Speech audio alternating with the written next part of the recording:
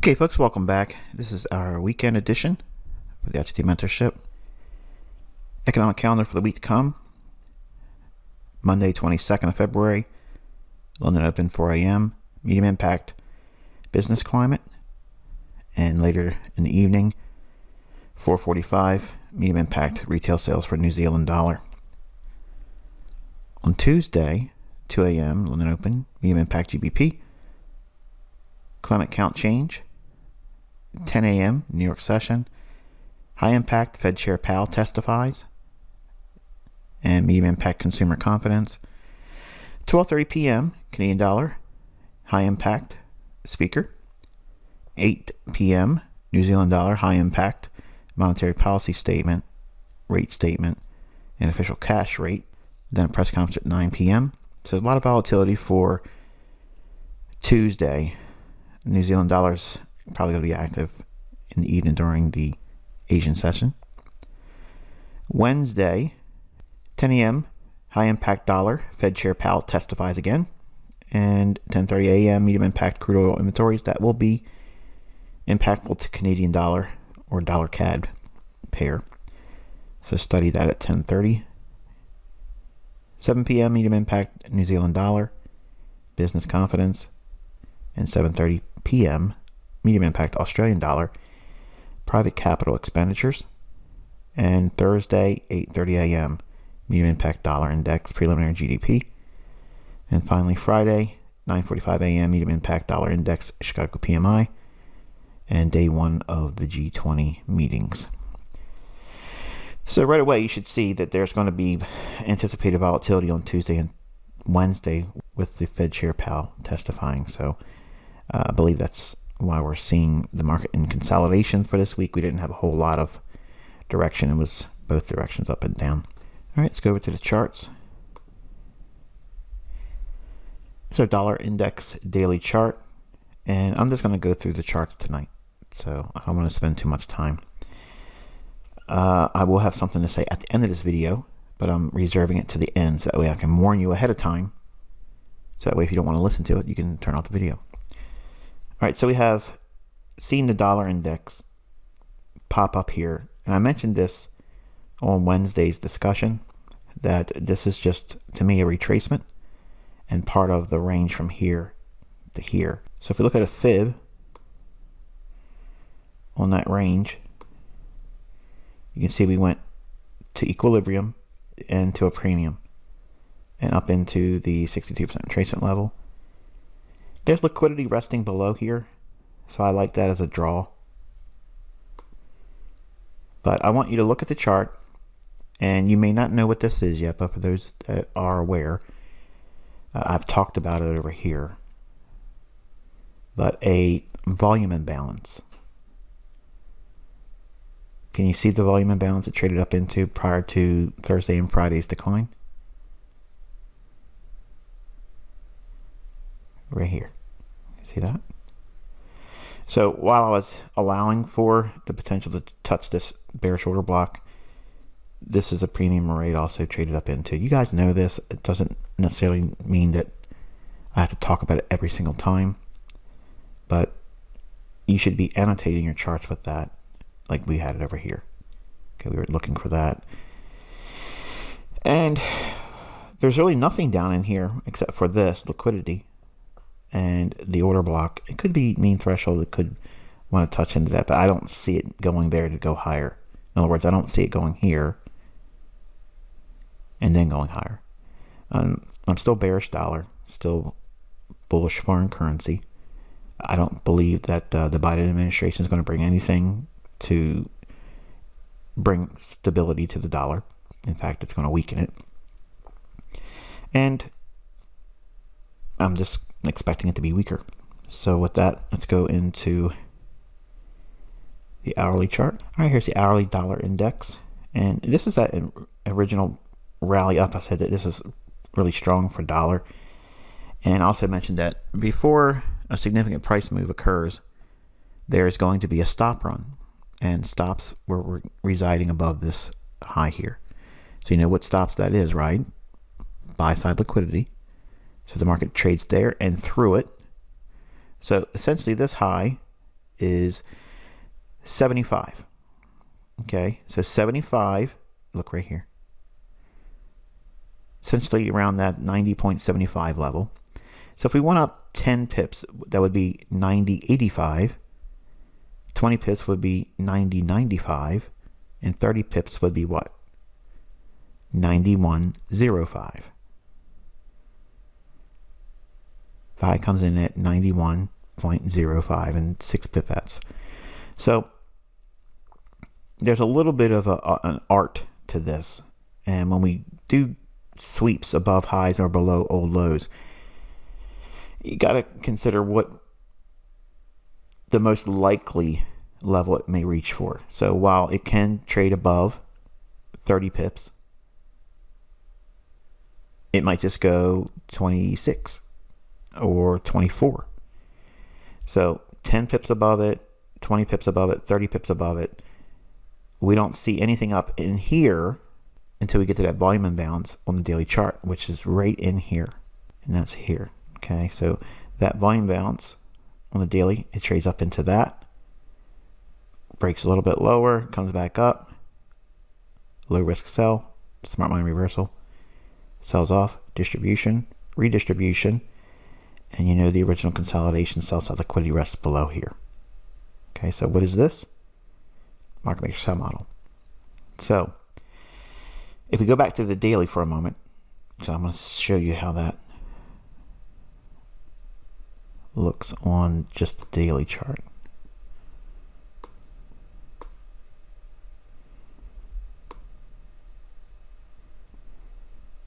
So it runs up Tuesday, Wednesday. Volume imbalance trades into that. And again, wherever you see separations with just the wicks and the tails overlapping, that's a volume imbalance. Okay, just like we see here, volume imbalance, and it trades right back up into that area again, goes lower. So it's not a fair value gap, because the fair value gap just has one direction. The volume imbalance has both sides, but there's a lack of any real body of the candle like this in here. Okay, but this is something altogether different, which I'm not going to talk about in this teaching, but the distinction between the bodies, okay, and only having a connection with a wick or a tail.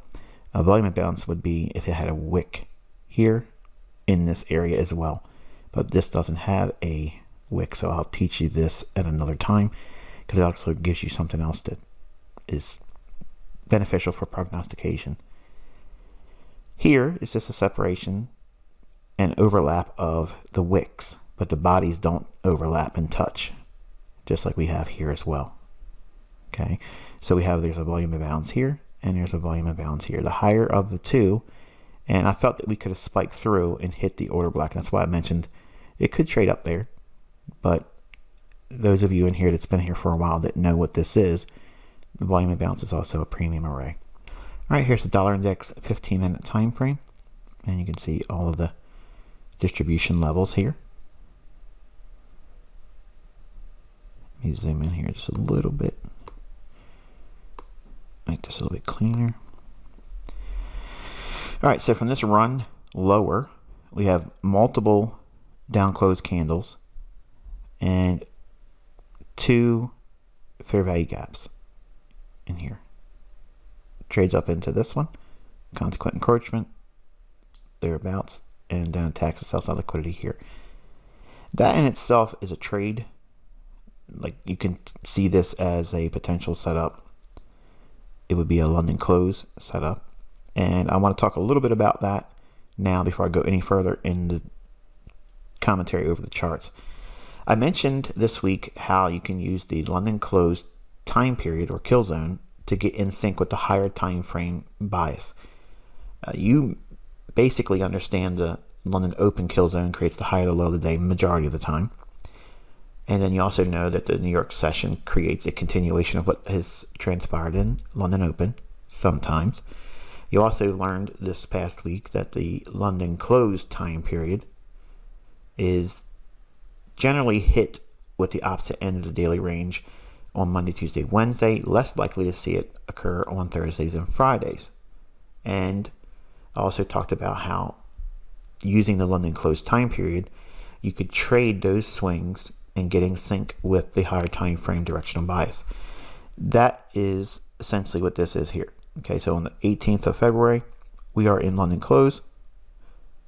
This high sends us into Friday's lows, and that sets the stage for rallies in the foreign currency market at the same time in London close. Now, I talked about this before it happened. I talked about the element of London close not creating the opposite end of the range also during the beginning of the week and not towards Thursday and Friday. It tends to form earlier than London close. You saw that transpire. And I'm talking a little pointed because you'll hear at the end of this video why. But I have actually condensed a lot of lessons in this first month, and I've poured a lot of them into these discussions where you're getting 6 videos a week where you're only supposed to be getting 2. You're getting a lot more than you actually paid for. So there's a lot of content coming at you, and there's a lot of things that I'm mentioning, but unless you write them down in your study journal, they're not going to be of any benefit to you, and it's going to go in one ear and out the other. So just know that go back and listen to those recordings this week, and you'll hear me say the very things I said, and then you can see it in their price charts. Let's go over to euro dollar. All right, here's the daily chart for euro dollar, and here's the order block I mentioned. Trades out into that on Wednesday. Thursday, we've seen some rallying. Friday going into it as well. We cleared the rejection block, the highest of close price in the swing. Traded through that, and ultimately, it's just been a consolidation week. It hasn't done a whole lot of anything. So here's Friday, Thursday, Wednesday, Tuesday, Monday. Up a little bit just to drop down to an order block, and then we had the reaction in here. So I mentioned this week as well. We haven't seen a lot of momentum, one-sidedness. It's just waiting around, and it might be just for Powell's testimony next week. Maybe we'll get some wings to send this thing higher, or put some lead in it and send it lower. We'll see.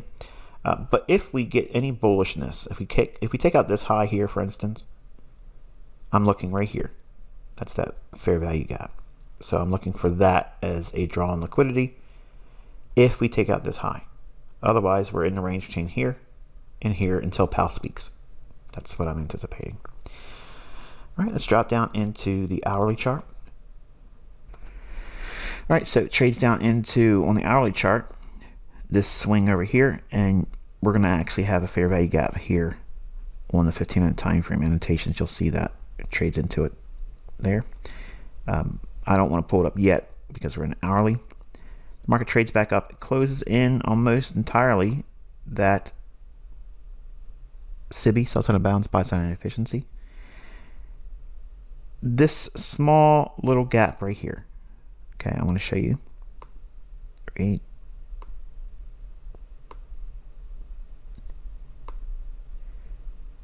There. You see that? We cut through candles. This delivery on the buy side, okay, now listen closely because I'm teaching you something. This area here, let me zoom in a little bit more. This area, that's your fair value gap. It's buy side delivery. So there's an imbalance of what the sell side. Then we have this candle. It trades through it too. So it's one singular candle going up and one singular candle going down. So this becomes a balanced price range. Okay, a balanced price range. When the market trades up into it, it's going to act as what you would expect stiff resistance. Stiff resistance is seen here and it breaks lower. So it offered the resistance. It's come back down in to a institutional order flow entry drill here. Now this would need to completely overtake all of this. Right now we have a lower high here, and then we would attack the buy side liquidity here if we do see a continuation lower on the dollar. Let's move into the 15-minute time frame for euro. All right, so here's the euro dollar on a 15-minute time frame. This is the fair value gap that we've been discussing on our daily log entries. I've just simply extended it in time. I haven't done anything except for drag out the levels to the right. London open kill zone, we had consequent encroachment traded to here, and then rallied up into that balanced price range. Trades to it here, comes back down, rebalances in this area in the form of a buy side imbalance, sell side inefficiency, closes that in entirely, and then consolidate it and drop down into the latter portions of Friday into the close. I said I'd show you that fair value gap that we've seen here.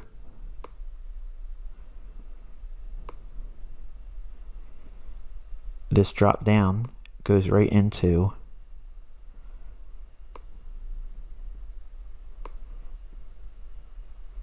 this fair value gap here. Okay, so right there, that's what the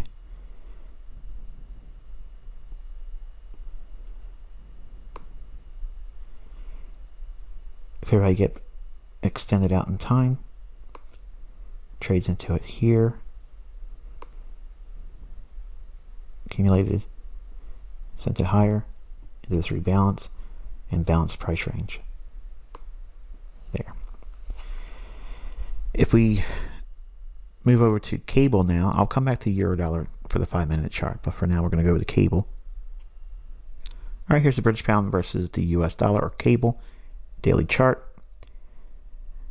If you go back and listen to what I was mentioning yesterday, I mentioned the 140 big figure, and it could go up to that big figure and sweep as many as 40 pips, and I gave you those rules. I was wrong in the sense that we didn't see 40 pips because the high only went to 36.2. So here's the humanity coming in again. So the Eurodollar was unable to make these higher runs in its daily chart, but cable has continued to defy gravity and just keeps driving higher, and anyone that tries to sell short this pair has been decimated. If we look at the hourly chart for cable, all right, here's the hourly chart for British pound versus US dollar. You can see how we came down, rebalanced in an area I've already showed you in previous discussions. In here, rejection block, rallies up, optimal trade entry here, sends it higher. All right, so right in here we have 10 o'clock in the morning on the 18th. What time is that? That is the London close time period. So you use London close many times to get in sync with the higher time frame order flow. Trades lower, creates a low, retracement here into an order block, and then goes higher and attacks that 140 big figure we were mentioning. And while it didn't go exactly 40 pips, it did offer 10, it did offer 20, it did offer 30 above the big figure 140. Dropping into the 15-minute time frame. All right, the 15-minute time frame British pound versus US dollar. You can see it's just continuously keeps driving higher. Now, imagine, now you've known about me calling this market higher and avoiding shorting it. Imagine using whatever logic you've held before training under me, what you would have used here as a short. Like, what would you have done to frame this as a short? And I'm not saying every one of you would have done that, but assume and play devil's advocate for a moment with yourself and say, had I been short, or how had I went into this particular pair short, how would I have traded that? And how has the market attacked that theory? A lot of you are new to trading, but that's an exercise I used to do to help me see the other side, because if you can see the logic that retail traders would use, all we're doing here in mentorship is using that as a way of attacking that logic. So wherever their stop would be, wherever their entry would be, we're looking for the opposite of that. And that's the market efficiency paradigm that I talk about, that is only really understood when you start looking at the price charts like that. Try to figure out where the weak hand is and how they're trying to trade the market.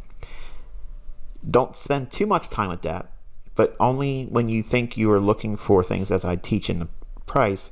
If you can see the opposite side of that and how retail would see that, it'll start building in this confidence that you're generally going to be on side. That means you're on the right side of the marketplace. Doesn't mean you're going to be absolutely right about everything you're anticipating, but it just helps build the, I guess it's the internal dialogue that I have as a trader when I'm watching price. I'm looking at how everybody else is interpreting price, and I flip that, and it allows me to be, if the retail is 90% wrong, if I'm hopefully reading the market correctly, and I'm also seeing how retail would be implemented by those that believe in it at specific times of the day and specific days of the week, then my belief system is I'm going to be in that 90% bracket, where if I'm on side and I'm accurate and retail is in fact doing the opposite of what I'm trying to do, all things working together, then I should be in theoretically that 90% bracket. Doesn't mean I am. It just means that that's my mindset as I go into the trade, and then either it stops me or I see things erode, and then I'll make a decision whether I want to hold the trade, peel half of it off, reduce the risk, and then see if there's any more support behind the idea, or if there's going to be a complete reason for me to abandon the trade. All right, let's do British pound on its 5-minute chart. All right, so here's the 5-minute chart on British pound, and we will now add the annotations. All right, so here's the British pound. Here's that big figure 140 I mentioned, and midnight candle. Trades up, fair value gap, drops down. Notice this, okay? It's dropping down into a fair value gap in London Open, then rallies up. Watch the big figure. Watch what's occurring here. It goes up through it, sweeps it, goes up through it, sweeps it, goes down to an order block, sweeps it, retraces, holds in until we get to New York Open. Optimal trade entry here.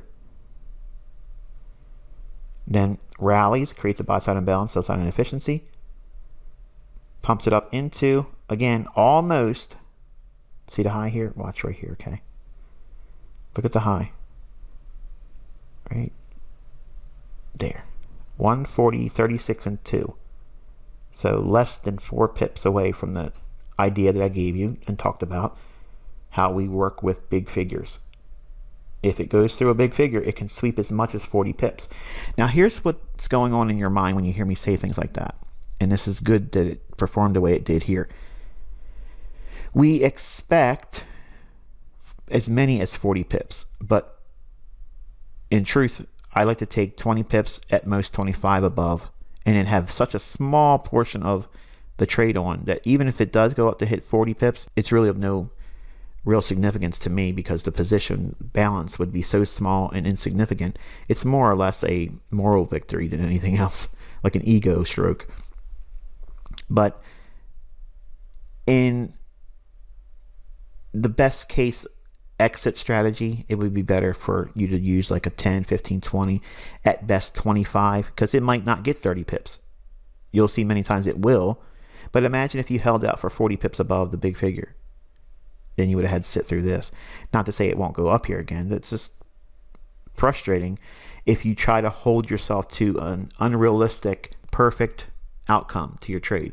You don't need a storybook ending, is what I'm saying, for all of your trades. If you find consistency and contentment with having a uniform way of doing it, that's likely to go higher. We called it higher. If it's going to go through the 140 big figure, be content with 20 pips above it, 25 pips above it. And then allow for the market to have this and say, you know what, I expected it to trade there and I expected it to go to 40, but because it didn't, and I took out the bulk of my trade, and maybe I got stopped out on the small little balance.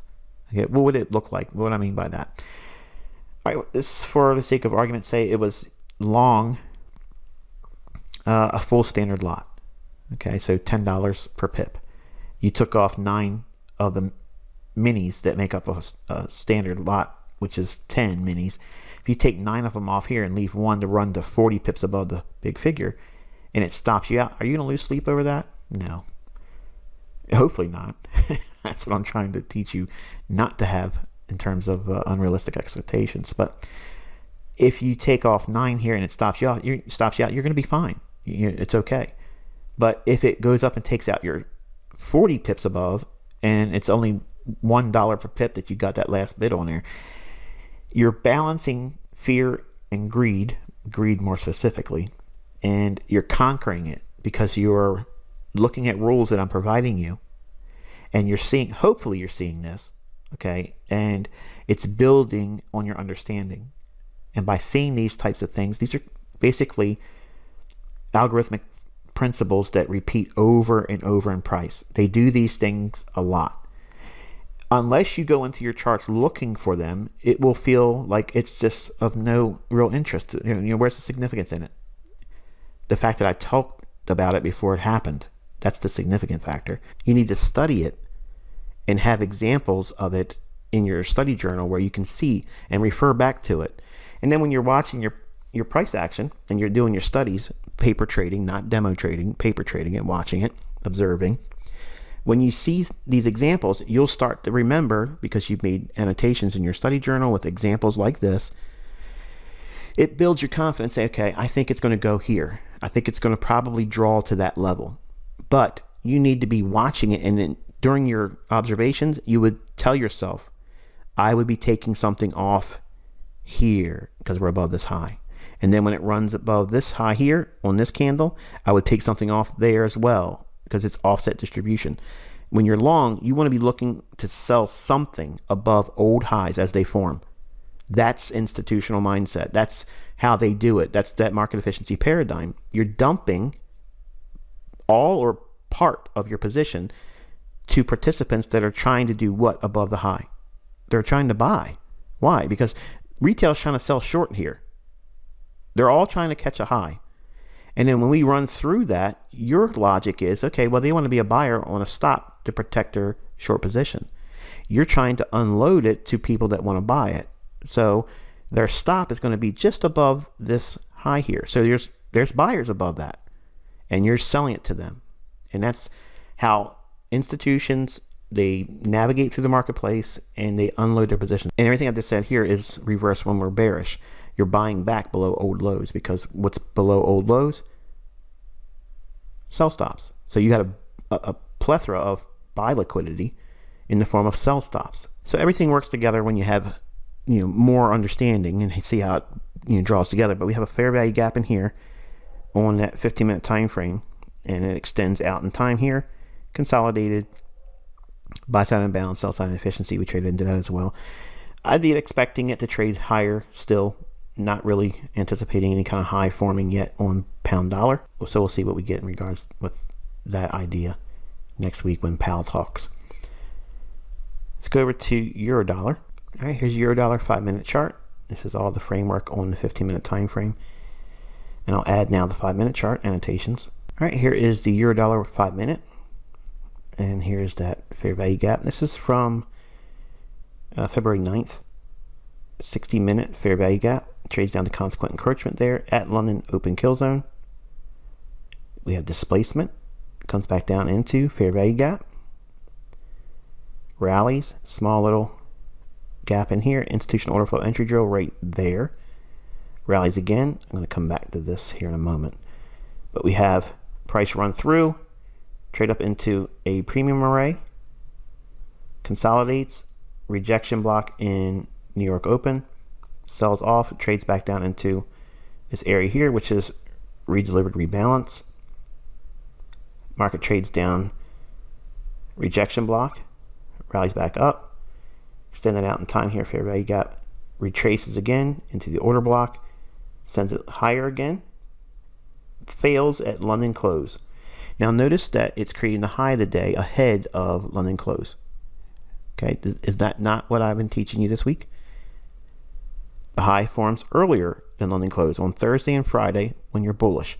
When you're bearish, it tends to create the low of the day ahead of London close on Thursday and Friday, but generally makes the low of the day in London close on Monday, Tuesday, and or Wednesday. Now, that's not always.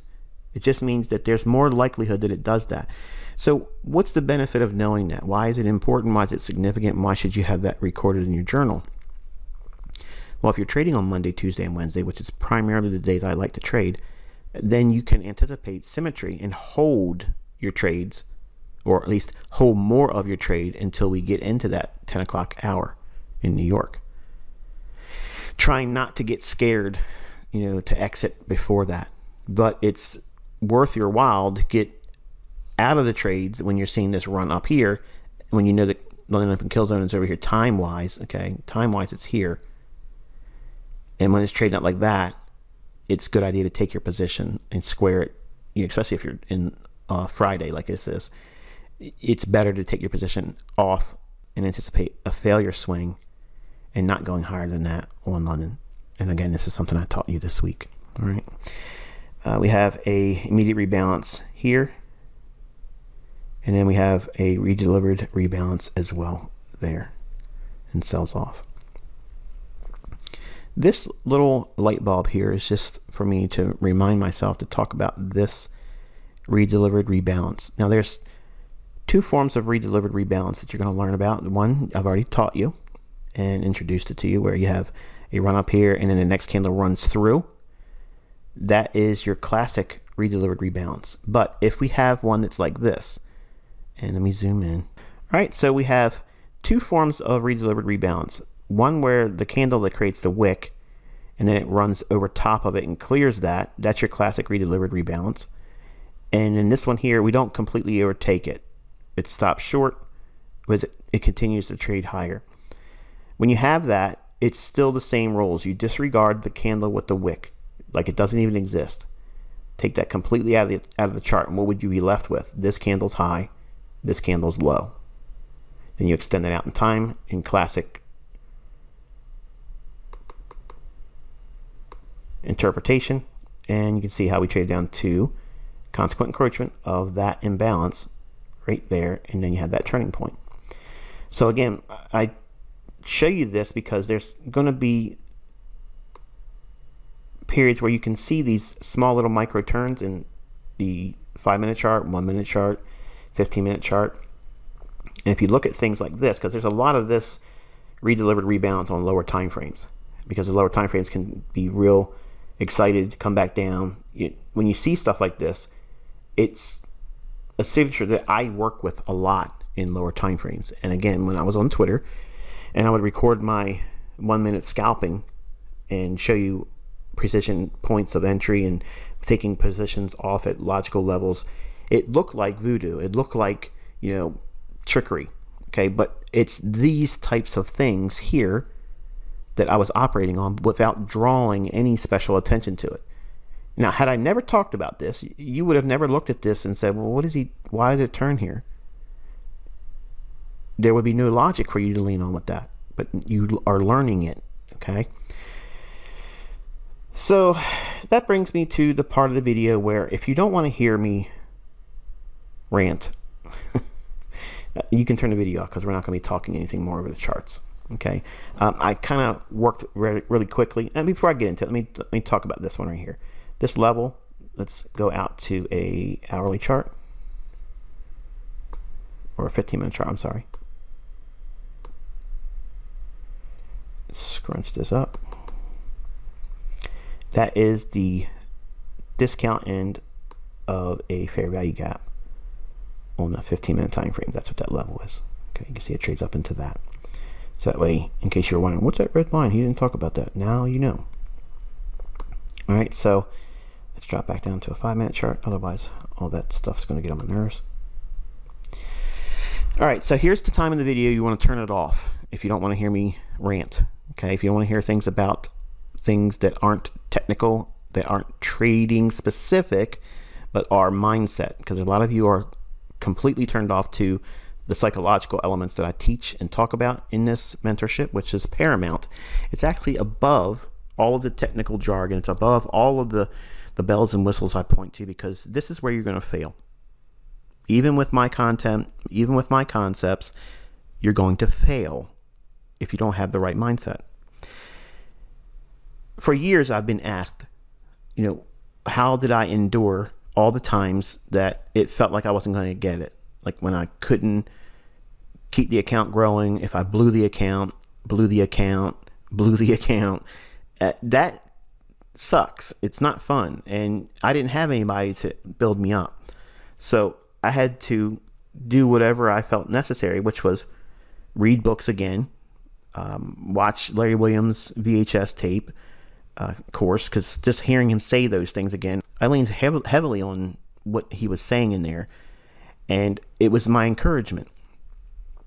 But eventually something else took place and became the source of my comfort. And that is the February 12th video on the forum. And some of you are just now getting to that video and you aren't listening. When I was done with that video, I mentioned that I would appreciate if you didn't email me about it. Lots of you still email me about it. And for the most part, they were wonderful emails. And I tried to be considerate, even though I didn't want to see that happen. Some of them were very encouraging, and I appreciate that. And I'm not looking for more of you to do this, so please don't read into this as, send me some more love letters, because that's not what I want.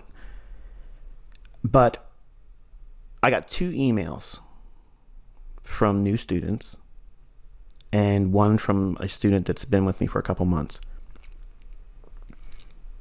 And they were uncomfortable to read. One of them ejected, her membership here today as a result of it. If I'm honest with you, I don't want to be punished for that. And I mentioned in that recording that I know listening to something like that probably feels uncomfortable. And it probably changed your opinion of me. You probably thought I was a madman, probably think I am borderline insane. I'm hearing voices, okay? I'm not trying to put anyone off. And you are all, hopefully, adults. And hear me, when I spoke to you, I was sincere. Okay? I mean what I say, and I say what I mean. And I don't try to dance around it. And you're in my house right now. Okay? You see this as a service, and that's great. That's wonderful. It is. But don't lose sight that you're in my house as a guest, and your payment to me does not obligate me to listen to your scathing judgments because you may not believe how I believe. And I'm not holding you captive, like this member said. I warned you here so that way you knew this is one of those discussions, okay? I'm not a religious man. I'm not trying to force religion on anybody, but I was honest, and I told you and all of those individuals that have asked for many years what I leaned on that got me through it. The periods where it didn't feel like it was working for me. And that's the truth. That's the truth. That's my truth. That's my life. And I was honest with you. And this is the number one reason why I kept it back for so long, because I knew there would be people that are 100% against it. And this member reported that there's a lot of you in here that are upset that I gave that testimony. Well, here's the news that you need to hear if you are in agreement with that person, because you're welcome to have that opinion, but here's what you don't want to do with me. Don't sit down and write me an email and say, you're a madman. Nobody wants to hear you sobbing. Nobody wants to hear about your adulterous affairs. No one wants to hear about miscarriages. No one wants to hear about voices in your head. And then on top of that, say month 1 content was pathetic, and I hope month 2 is better. That is the absolute surest way for you to find yourself out the door. And this woman found herself out the door. I tried to be courteous in our exchanges in email, but she just was rude, really rude. So I said to her, I said, look, obviously this isn't a good fit for you. And because it's your month 1 and you feel that you haven't learned anything and it was pathetic and you attacked my faith, and I can't do these videos. Okay. And I mentioned this in that particular video. I can't make videos and talk openly. And I said I wasn't going to talk about this kind of stuff, but I have to here because I had to make a decision today, and I did. And because it was something that was an expulsion in the membership, I gave her money back and sent her on her way. Now, I don't generally give refunds. I don't do that. But I was so offended that I didn't want her in the audience, because as I made this video, I'm thinking about it still, which is why you can clearly see there's a disruption in my delivery.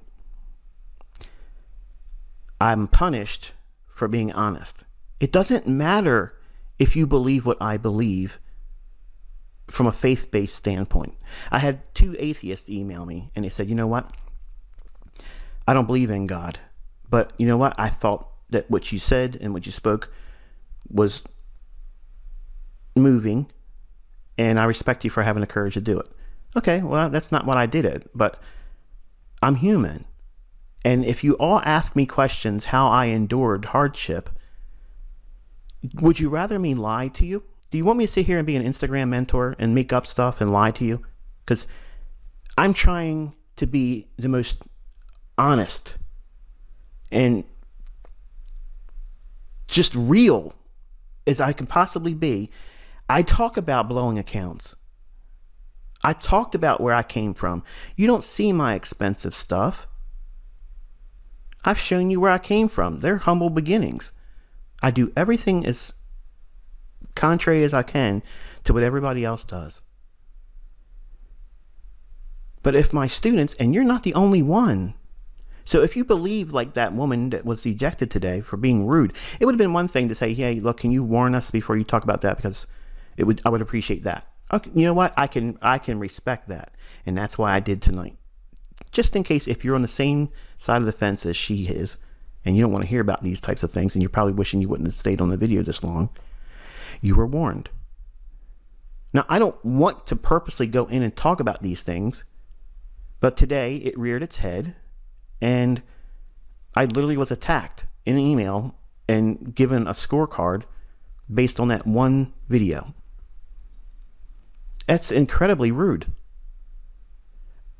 The idea that I'm holding you captive and forcing you to listen to this stuff, I'm not forcing you anything. Nothing keeps you here.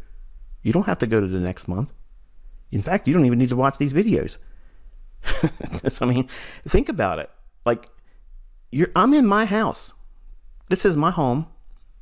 I'm talking to whoever's wanting to listen. If you don't want to listen, then don't listen. You're an adult. Filter it out. If you think it's all man in the sky stuff and I'm insane or whatever. Believe whatever you want to believe. And all you're getting, get wisdom. If you think those things are true about me, that I'm mad and nuts, hearing voices in my head, and I'm a terrible person because I ran around with a married woman when I was younger and stupid. If you think that that's who I am today, whatever. Learn what you got to learn from the mentorship teachings. Filter everything else out. I've been like this. I've always spoken my mind. In fact, I used to do it very colorfully on YouTube. I didn't always try to think about what I was going to say before I did it. I just said it, and it wasn't good. But I don't want to have people in this mentorship feeling comfortable with the idea that you can write me an email and lay me out with scathing remarks about how I should not do this and how I should do not do this or do that, right? So, yeah, you're paying to learn, but you're also learning how I did it, how I went through it, and where I got it from. So why would you be upset about that? I'm not writing books on it. I'm not making video series on it. And I wouldn't have brought it up this soon had it not been a reason for it today. So you're welcome to talk about me in your circles. Okay, I don't mind about that. Who cares? I've made my image on everybody thinking I don't know what I'm doing, and yet you're here and you see the opposite of that. There's another gentleman that wrote an email that was more or less along the lines, something to that effect, but was a little bit more careful in the way he was saying what he was saying. And I didn't respond, and I won't be responding because I'm afraid if I say anything, it will go into an area where I don't want to. I don't want to have somebody in this audience. Okay, I'm going to say it plainly, so that way we understand each other. I said this before. I want to be able to speak comfortably and not hold things back. So if I answer my students collectively, and you aren't my only student, who am I referring to? You. Some of you seem to think that I'm only talking to you. and you're the only one that's here, and you're the only one that paid me. There's a lot of you. And a lot of you have asked this question for a long, long, long time. And when I answered it in that video on the 12th, whether you believe it's real, whether you believe it's fake, I think you can hear my sincerity. So I believe it. I lived it, and I live it. It's a huge part of my life, and it's unrealistic for you to think that you're going to be in my house daily, because that's where you are right now. You may be in your headphones driving, riding, laying in your bed, in front of your computer, or wherever you're at. But you're in my house right now. You're a guest in my house. And I'm opening myself up to you. I'm trying to be transparent. I'm trying to build confidence to be more transparent with you all here. And when I have things like this happen, it really discourages me. And because I suffer with obsessive compulsive disorder, it's a real thing, folks. Okay. You think I'm making a joke to make you laugh? I'm not. Like, I wrestle with this. I've wrestled with it all my life. So it's a miracle for me to learn how to do this, to be honest with you. But when I have someone do this, it's in my head. And it takes me a day or two to work it out. Because I go back and think about, if I would have done this, if I would have done that, if I would have said this, if I wouldn't have said that, I'm not going to apologize for what I said I believe in and what I believe in. You know, if you don't have that same opinion, then whatever. You know, I got a really nice email from a Muslim guy. He said, you know, I'm Muslim, and I thought what you said was beautiful. And there it is. You know, that's what I'm looking for, folks. We're all adults. You can be an atheist and we can still be a community. You can be a believer in Allah. You can be a believer in Christ. You can believe whatever you want to believe. Okay? This is not church. It's not a cult. It was one event where I was answering something that I got pushed and pushed and pushed and pushed. And here we are. It's like I'm on baby pips defending myself. In my house, I'm not doing that. And for this woman to speak to me the way she did and think that that was okay because she paid me. No, here's your money back. Go along and do your own thing. You're not welcome here anymore. And it bothers me because that's not what I want to do. I really don't want to put any of you out. But I've warned you in that video, please don't email me. Because you're going to be that person I'm thinking about when I talk about something in the future. And I'm not trying, like I said, I'm not trying to convert. I'm not trying to preach. I'm not trying to do Bible studies. I'm not trying to do any comparison between religions. I'm answering a question. Where did I find strength to continue doing all of this when I was failing miserably? And when I answer it, and when I tell you the moments where I had epiphanies and things that I felt that were clearly things that wouldn't be found in books, that I don't feel deserving to have those types of experiences. And while you may feel and have felt to send me emails saying, oh no, you deserve it. No, I don't. Okay. I don't deserve those moments. I'm blessed because of that. If I ever talk like this again, or in similar ways like I did in the February 12th video, it would be very appreciated if you don't email me about it. Because even the nice emails makes me think about those people that did that, and it gets in the way from me just being transparent and honest. It makes me second guess my motivations. And I don't like to live my life like that. I worked hard to have this life where I don't really think about, should I? Shouldn't I?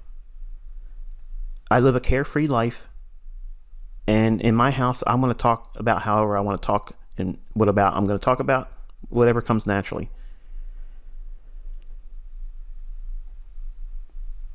This mentorship is my life. It's what I've been doing all my life. And there's lots of stories that are probably going to be very funny to you. And there's going to be stories that probably aren't going to be as fun to hear. But they're my life. And people are asking. And I don't know how to filter you guys or gals in here that don't want to hear it. So out of respect for those that I'm sure are just not wanting to talk about it because you're being considerate. And I appreciate that. I appreciate those individuals that heard that video on the 12th and don't agree with anything I said I believed I had as an experience. I respect the fact that you didn't reach out to me and say, you're nuts, you're crazy, you're insane. You know, to attack someone about the moments in their life where they had despair and then close the dialogue with email saying that their love, they're on the right side of the discussion. That's an ugly person. And I don't want to deal with anybody like that. But I want you to understand that I appreciate everyone in here that do not have the same belief or faith that I exhibited in that video, but did not attack me because I don't think like you do or believe like you do or have a lack of faith in something or not have a view or opinion on something. I said it before. I have friends that don't believe in any deity.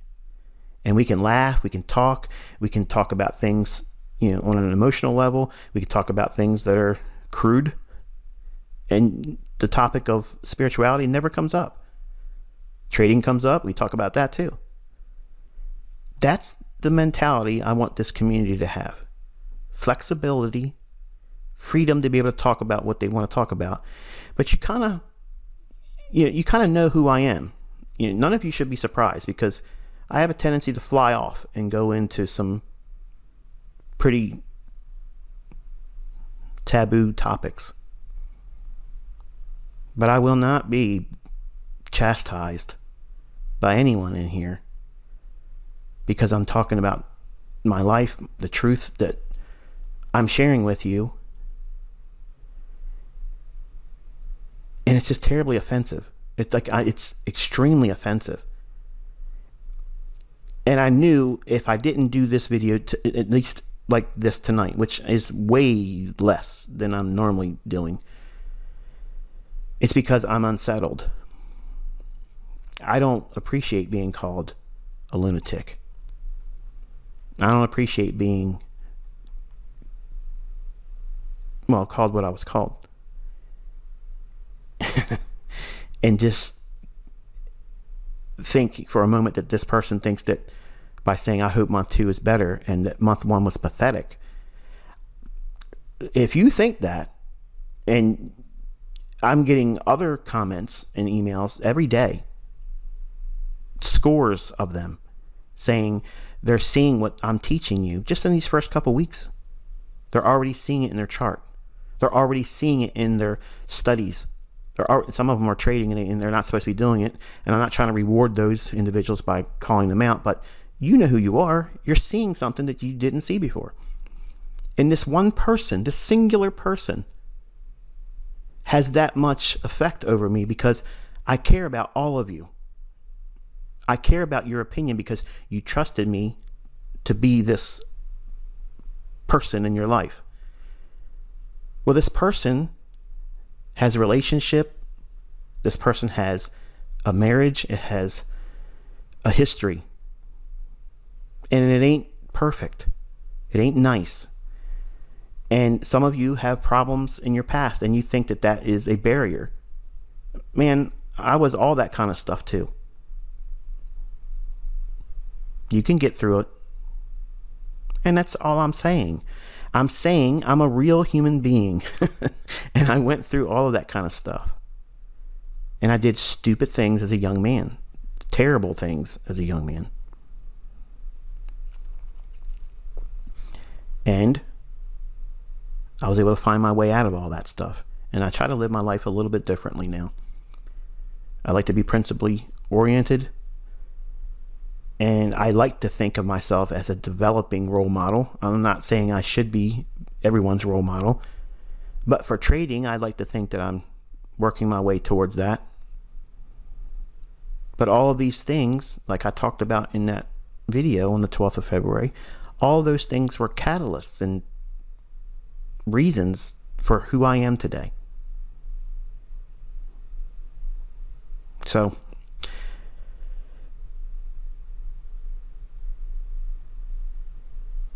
I'm not asking for a report card.